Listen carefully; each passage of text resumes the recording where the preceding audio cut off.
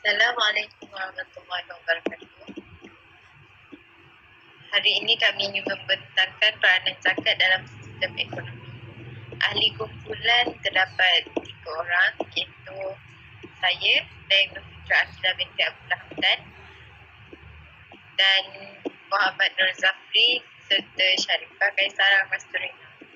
Seterusnya, dalam keadaan kegawatan ekonomi negara Malaysia, terutama pada musim wabak COVID-19 ni, ramai yang telah kehilangan pekerjaan yang secara tidak langsungnya memberi 1001 masalah kepada Malaysia, tak kira individu, masyarakat atau negara itu sendiri. Jadi, Allah telah memfardukan zakat sebagai salah satu hukum atau dasar dalam Islam untuk mengharmonikan kehidupan sesebuah masyarakat. Justru itu, zakat terbukti memainkan peranan penting dalam sistem ekonomi sekaligus berfungsi dalam pembangunan sesebuah ekonomi negara Islam. Jadi, apakah itu yang dimaksudkan dengan zakat? Zakat menurut bahasa ialah suci, subur, bersih, berkat dan baik kepada harta zakat, pembayar zakat dan penerima zakat. Manakala menurut istilah pula, zakat ialah pengeluaran harta dengan kadar tertentu mengikut syarat tertentu untuk diagihkan kepada golongan tertentu. Jadi seterusnya ialah dalil kewajipan zakat. Jadi zakat ni kewajipannya telah diberitahu iaitu melalui Al-Quran dan juga hadis. Okey, dalam Al-Quran pula zakat ni dia perkataan zakat tu sendiri dalam Al-Quran telah diulang sebanyak 35 kali oleh Allah Subhanahu Wa Taala. Jadi saya ambil contoh satu surah, bukan satu surah, saya ambil contoh satu cuplikan ayat dari surah An-Nur iaitu ayat ke-56. A'udzubillahi minasyaitonirrajim. Wa aqimus salata wa atuz zakata wa ati'ur rasula la'allakum turhamun. Yang bermaksud, dan dirikanlah kamu akan sembahyang serta keluarkanlah zakat dan taatlah kepada Rasul supaya kamu beroleh rahmat. Jadi antara contoh dalam Al-Quran yang mewajibkan manusia ini mengeluarkan zakat. Jadi seterusnya iaitu hadis Nabi Muhammad SAW. Jadi saya ambil satu contoh hadis yang yang mewajibkan, yang menyuruh manusia ini iaitu orang Islam menunaikan zakat. Nabi Muhammad SAW pernah bersabda, Islam itu terdiri atas 5 perkara. Yang pertama iaitu bersaksi bahawa sesungguhnya tiada Tuhan yang disembah melainkan Allah dan bahawa sesungguhnya Muhammad itu utusan Allah, iaitu kalimah syahadah kita. Yang kedua ialah menunaikan solat, mengeluarkan zakat, mengerjakan dan menunaikan puasa pada bulan Ramadan. Itu hadis dia, iaitu riwayat Bukhari dan Muslim. Jadi dari situ kita dapat tahu yang bahawa zakat ni amatlah dituntut dalam Islam kerana telah disuruh melalui Al-Quran dan juga hadis Nabi Muhammad SAW.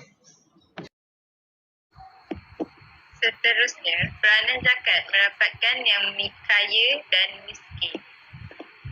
Yang pertama, dana. Memperuntukkan sebahagian besar dana kepada golongan fakir miskin. Zakat dapat membersihkan hati daripada sifat dengki, hasad, iri hati, sombong dan bangga diri.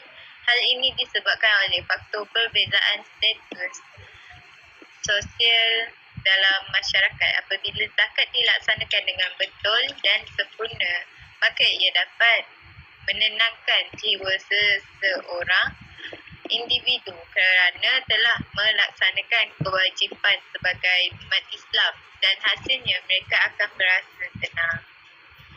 Yang kedua, moral. Melalui peranan zakat ini dapat memperbaiki dari sudut moral dan material dengan penyatuan anggota masyarakat. Berzakat dapat menguatkan ikatan persaudaraan dan kasih sayang antara satu sama lain. Hal ini amatlah penting bagi menguatkan ukhuwah bersama umat Islam. Apabila setiap Muslim melaksanakan kewajipan ini, akan dapat dilihat kemesraan mengikut hubungan sesama Muslim. Yang ketiga, menolong. Orang miskin cenderung untuk berhutang dengan yang kaya demi kelangsungan hidup. Zakat memelihara kecukupan hidup seseorang individu dalam masyarakat. Hal ini dapat dilihat melalui seseorang yang menerima zakat dapat membeli keperluan harian dan makanan untuk kecukupan harian. Serta mereka juga dapat membayar sewa rumah dan bil pembiayaan rumah. Jadi seterusnya kita ke kesan-kesan zakat. Jadi zakat ni dia memberi kesan kepada individu, masyarakat dan juga negara. Jadi pertama kita ke kesan zakat ni terhadap individu, iaitu zakat ni dapat membantu golongan fakir dan miskin. Golongan fakir dan miskin ni dia tak mampu dalam dia tak mampu nak beli keperluan harian. Jadi dengan adanya zakat ni, apabila zakat ni diserahkan kepada mereka ni bolehlah menggunakan duit zakat tu untuk membeli keperluan harian seperti makanan, pakaian. Jadi dengan adanya zakat ni dapatlah meringankan beban mereka, beban golongan fakir dan miskin ni. Yang kedua iaitu masyarakat. Kesan terhadap masyarakat iaitu kita dapat kita dapat mengekalkan keadaan masyarakat tu dalam keadaan harmoni dan tiada kekacauan. Jadi bila adanya golongan fakir dan miskin ni, dia terdesak, dia macam tak ada duit nak beli makanan. Jadi bila terjadi begitu, mungkinlah akan berlakunya kegiatan mencuri, merompak dekat dalam kalangan masyarakat ni. Sebab mereka nak cari duit, nak beli makanan. Jadi dengan adanya zakat, yang zakat ni beri kepada golongan fakir miskin, kita dapat mengelakkan daripada kegiatan dapat mengelakkan daripada berlakunya mencuri dan merompak tu dalam masyarakat. Jadi dapatlah mengekalkan keharmonian dalam masyarakat. Yang seterusnya itu kepada negara, iaitu dapat mengatasi masalah pengangguran. Jadi bila dengan kalau tak ada zakat ni, contohnya golongan fakir miskin ni dia dah tak bekerja kan, dia macam tak mampu nak cari kerja. Jadi kalau dengan itu dia meningkatkan pengangguran dalam negara. Dan dengan adanya zakat ni, datangnya zakat, lepas tu dia orang pun dapat zakat. Jadi dengan duit zakat tu dia orang dapat buka perniagaan kecil-kecil lah, macam jual pisang goreng tepi jalan ke, jual makanan nasi lemak ke kat tepi jalan tu. Jadi dia dapat